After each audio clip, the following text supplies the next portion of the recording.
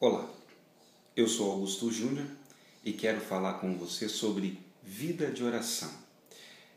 A grande realidade que a gente vive e encontra na nossa sociedade hoje é a realidade de grande correria, grande agitação, e a consequência disso é que as pessoas não têm conseguido parar mais por alguns instantes e falar com Deus. Mais que isso, as pessoas não têm conseguido ouvir a voz de Deus. É tanta correria, é tanta agitação, e a consequência, por não cultivarmos uma vida de oração, acaba sendo o nosso esfriamento espiritual, acaba sendo a nossa insensibilidade para os valores humanos, para o amor às pessoas, o respeito ao próximo, para a própria realização profissional, a realização espiritual. Por que eu estou dizendo tudo isso para você? Porque eu quero compartilhar algo que aconteceu hoje comigo, que foi maravilhoso. Eu estava na Santa Missa, no momento da comunhão eucarística, e naquele instante eu senti Deus falando comigo.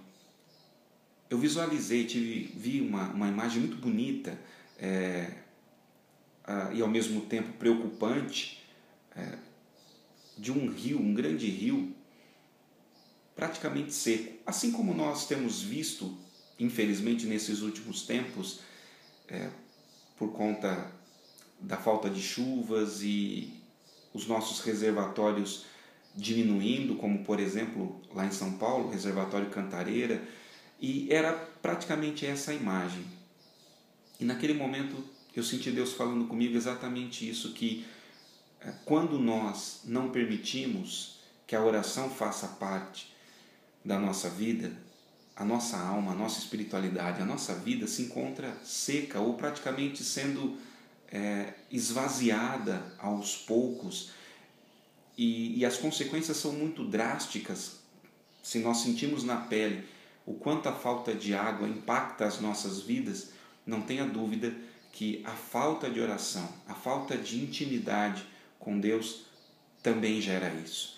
E naquele momento, quando eu visualizava isso, era exatamente esse o sentimento, de que para que esses reservatórios da nossa vida voltem a encher, nós precisamos novamente buscar a oração, nos voltarmos mais e mais para a oração. E eu quero deixar aqui 5 passos que Nossa Senhora chama de 5 pedrinhas, que tem me ajudado muito na minha espiritualidade, e eu tenho certeza que vai ajudar muito você também na construção da sua espiritualidade e mais ainda no abastecimento desse reservatório de graças, de bênçãos na sua vida.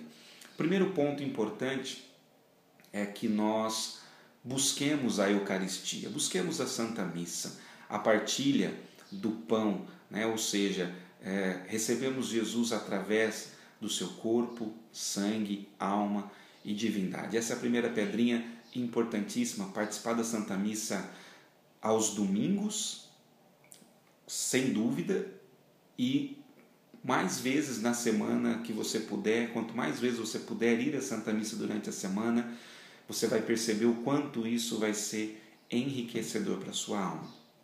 O segundo ponto importante é a leitura da Palavra de Deus, diária.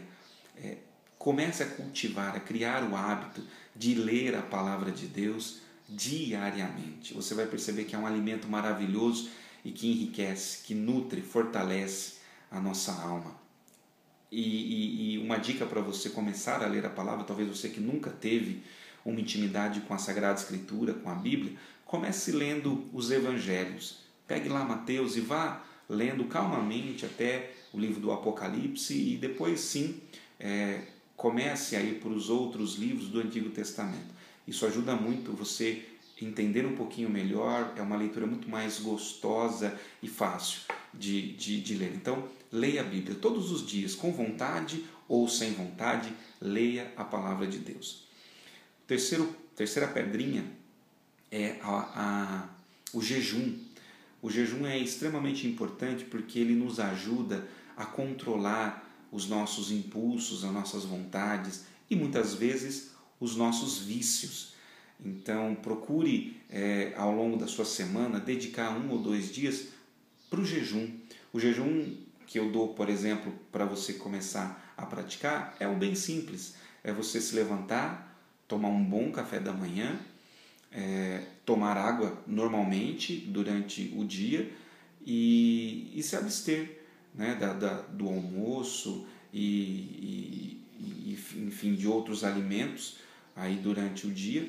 Se você quiser, tiver dificuldade durante o almoço, pode substituir a alimentação por um pão, por alguma coisa mais leve, né, para você que está começando, e depois sim você vai tirando e subtraindo totalmente os alimentos. E aí por volta das 6 e pouquinho você pode entregar o seu jejum a Deus, agradecer por esse dia de penitência, de controle, de a busca de conseguir segurar os seus ímpetos e os seus impulsos. É para isso que o jejum existe, ele nos ajuda a controlar aí as nossas más inclinações. Um outro ponto muito, muito importante é a oração e, sobretudo, aí o que Nossa Senhora pede é a oração do Rosário.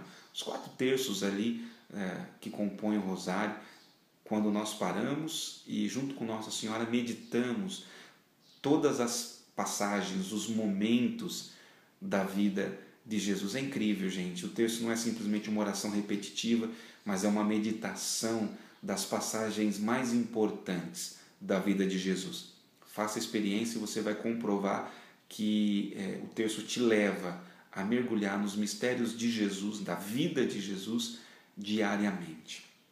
Já falamos então da Santa Eucaristia, já falamos do jejum, já falamos da Palavra de Deus, já falamos da oração do Santo Terço, né? E agora, finalizando, a 5ª pedrinha é, sem dúvida, a confissão. Às vezes você pode pensar assim, mas eu vou confessar os meus pecados para um homem qualquer. Veja, é um sacramento, e quando nós usamos desse sacramento, é o próprio Jesus quem está ali na pessoa do sacerdote para perdoar os nossos pecados, e nós precisamos. Já dizia Jesus, aquele que não tem pecado, atire a primeira pedra. Portanto, estamos em final de ano e aí vale a reflexão, olhar para a nossa vida e ver o que não fizemos de legal e revisar tudo isso. E aí a confissão nos ajuda nessa revisão, a olharmos o que não temos feito de bom e nos esforçarmos para não praticar mais. E sobretudo eu posso dizer para você que quando a gente recebe a graça da absolvição, gente, a nossa vida se refaz. Se você comprova anualmente que a passagem de 2014 para 2015, por exemplo, é revigorante, experimente, portanto, o sacramento da confissão e você vai comprovar que essa revitalização, esse reabastecimento, de verdade ele acontece. É isso que eu queria compartilhar com vocês, é essa minha busca que eu quero cada vez mais empreender, e eu convido você a entrar nesse desafio comigo de encher novamente os seus reservatórios. Se às vezes está faltando alegria, paz, paciência, pense se talvez não é porque os seus reservatórios estão ali como que esvaziando.